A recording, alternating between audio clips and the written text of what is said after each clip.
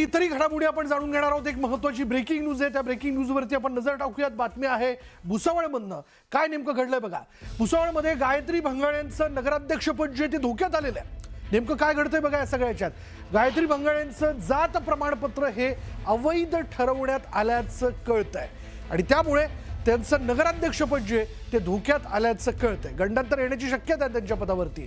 काही दिवसांपूर्वीच गायत्री भंगाळे यांनी मंत्री संजय सावकरे यांच्यावर गंभीर आरोप केले होते। सावकरे हे पदाचा गैरवापर करून जात पडताळणी प्रमाणपत्र जाड पडताळणी समितीवर दबाव आणत असल्याचा दावा त्यांनी केला होता। मात्र आता समितीने आपला अंतिम अहवाल जिल्हाधिकाऱ्यांकडे सादर केला असून त्यात जात प्रमाणपत्र अवैध असल्याचं स्पष्ट झालंय। ही अर्धने एक प्रक्रिया आहे। कास्ट व्हॅलिडिटी कमिटी जी असते त्याच्यामध्ये कुठलेही कास्ट सर्टिफिकेट हे पडताळणी केली जाते त्याची, आणि त्याचा काल रिझल्ट प्राप्त झाला आणि त्याचं इंटिमेशन आपण शासनाला तात्काळ कळवलेलं आहे।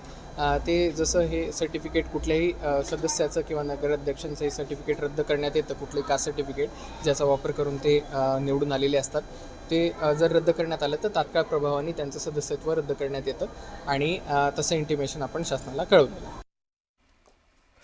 पुढे बातमी अशी की तळेगाव दाभाडे इथे वाढत्या उन्हामुळे पाण्याची टंचाई जी ती जाणवू लागली। नगर परिषदेनं नागरिकांना पाणी जपून वापरण्याचं आवाहन केलंय।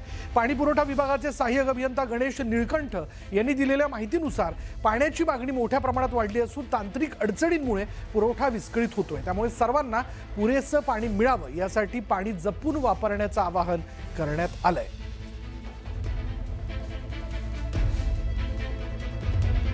आणि आता एक नजर